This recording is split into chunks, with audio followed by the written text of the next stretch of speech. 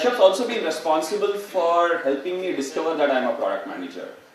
It's those who start up will understand this more closely, but he was key in. So when I started up, I was a generalist. I would do anything that was available, but eventually he helped me discover that I'm a product manager, and I still do a bunch of product work at Topper, but he was key person in helping me gravitate towards that. So thank you for making me a PM.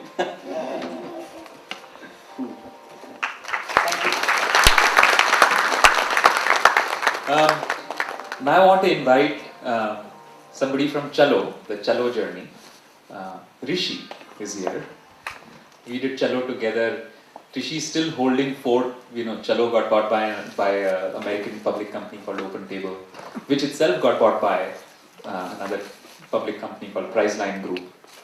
And Rishi's been through that whole journey. Rishi was with me at Right Half as well, very briefly before he went to Stanford for his master's. Then we were roommates in the US.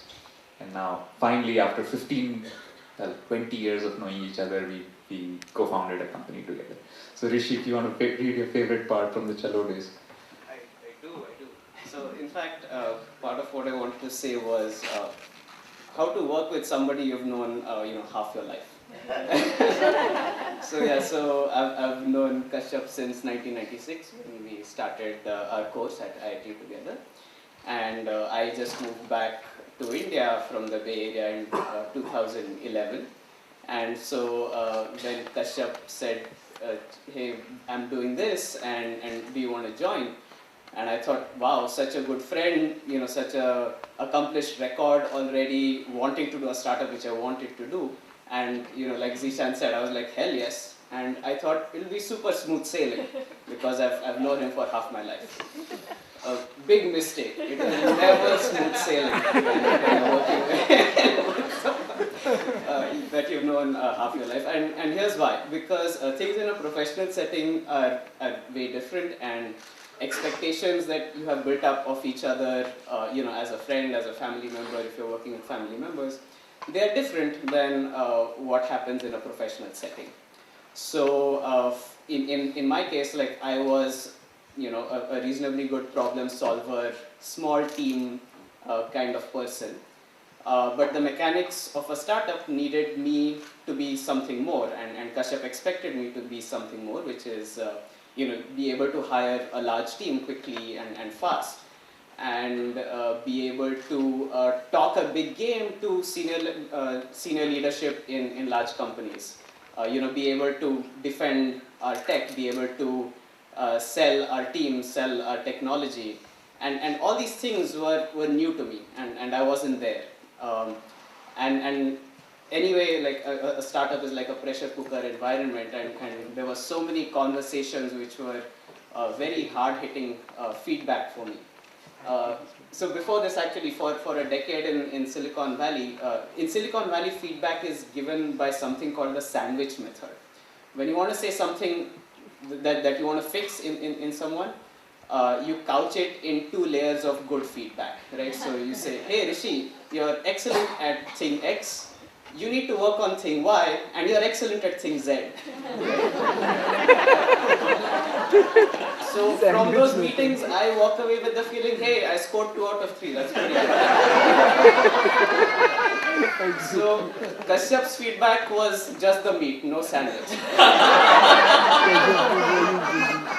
So yeah, so there were My son agrees with that. Yeah, so lots of very emotional conversations, and thank goodness for those conversations, because I just learned so much more than I would have otherwise. So 2 takeaways from me. One is if you're working with family or friends, expect your expectations to be wrong. And second is you will only ever learn in periods of emotional upheaval. So if you are doing startups right now, you are going through emotional roller coasters, at least be happy that you are learning a lot of things which will stand you in good stead throughout your life. So the piece that I wanted to read out was Actually, when the acquisition of Chalo was declined by the OpenTable VP of Engineering at that time, and Kashyap was informed of the decline on his birthday, which didn't make that easy. So here is Kashyap's dinner on that day. It was a lonely dinner at the Chinese restaurant in Palo Alto that evening. Mine was the last order in the kitchen, and the wholesome plate of kung pao chicken went down like comfort food. I was in a daze, staring blankly outside the window with a million thoughts crossing my head. I was preparing for my call with Rishi, who was just about to wake up in India, and I had to get him to fly out that weekend. At that time, the waiter served me a fortune cookie with the bill, and I just wanted to use the app and just leave. So anyway, I cracked open the fortune cookie. It said, "Opportunity awaits you on next Tuesday."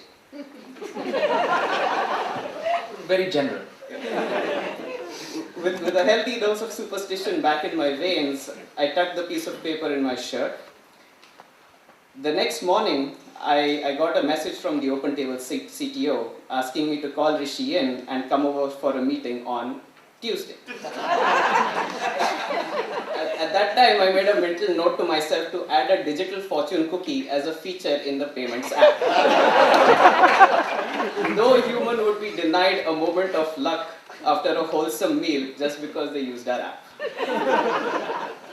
So Rishi landed in San Francisco on Sunday afternoon. After picking up from the airport, I reminded him about the wisdom that my mentor and Chopati angel investor Anand had shared with me during the Chopati acquisition days with Future Group. In every acquisition deal that I have been in, it all falls apart before it all comes together. Between Sunday and Monday, we lined up meetings with 4 advisors, all VP of Engineerings at large companies, and we asked them to brutally review our code, our engineering processes, our plans, everything.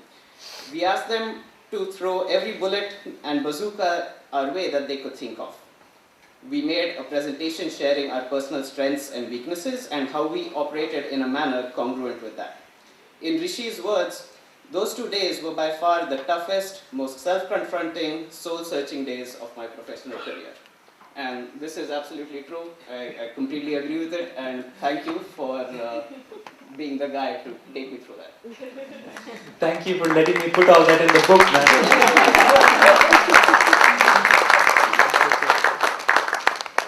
And finally, very, very special person. We've just started a company together. My business partner, we're working on a very cool technology that the world needs. I believe the world needs. Most people in this room will not agree with me, thankfully. But yes, I do think we're onto something here. I want to call Tapan. He was part of our journey in Chalo as well. And read his favorite passage in the book. And by the way, the office is here in Galleria, Powai.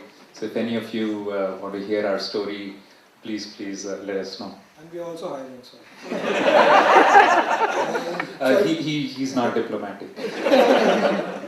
So I first met Kashyap at a tech fest handing over. So my friend Zubin had been interning at Chopati and he had told me all kinds of stories that Kashyap is this god, he's a legend and all of those things. And I was like, okay, let's see.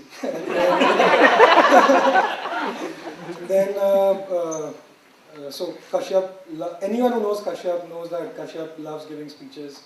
He loves inspiring people, and that was the first time I heard Kashyap give a speech, and really inspiring. And so there's one more speech that's there in the book, which I really like.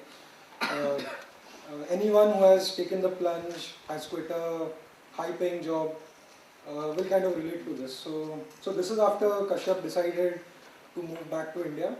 He had just quit his job. And this was his going away party. Alcohol was consumed. So this is him speaking. I had a dream last night.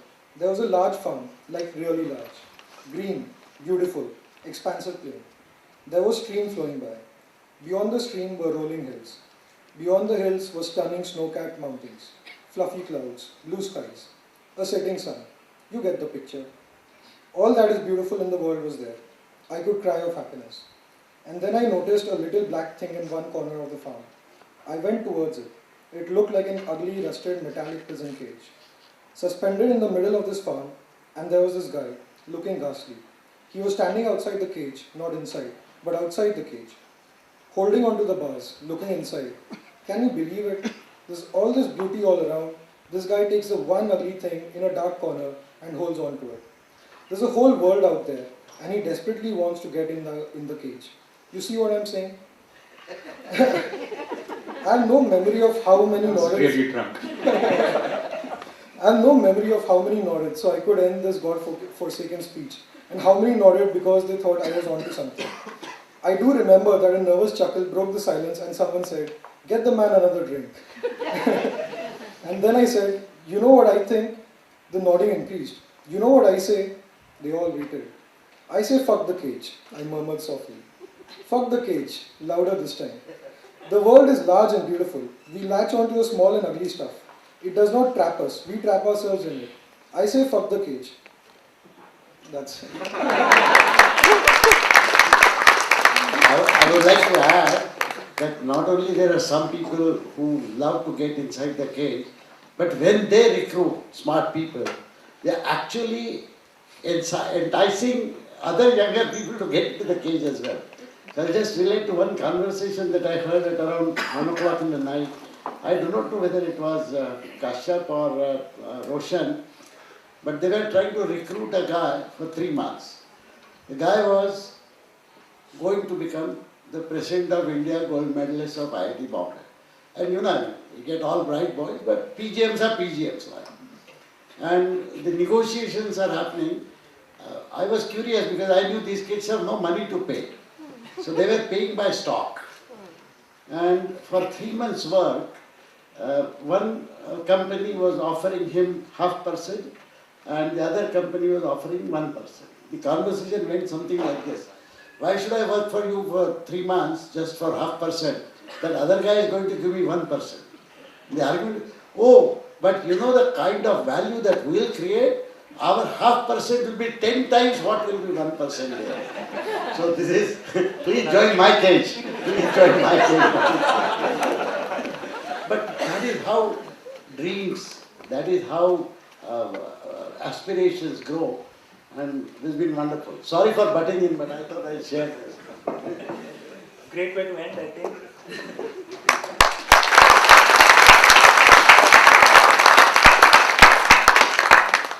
That was very insightful, and thank you very much for all sharing your thoughts.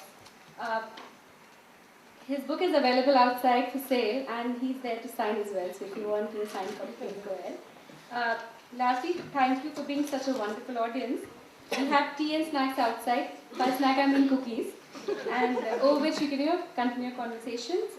Also, we're having Alumni Day on 27th of December, so I'm looking forward to participation from all of you there. Thank you very much. Thank you.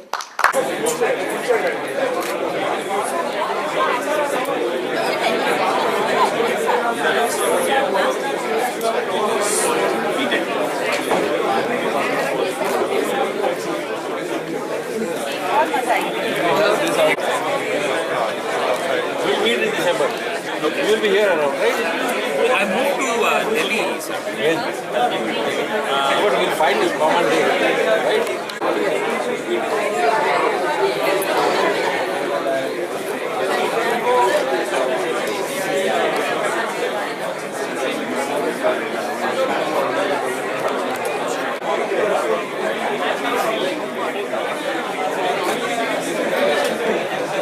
Saturday,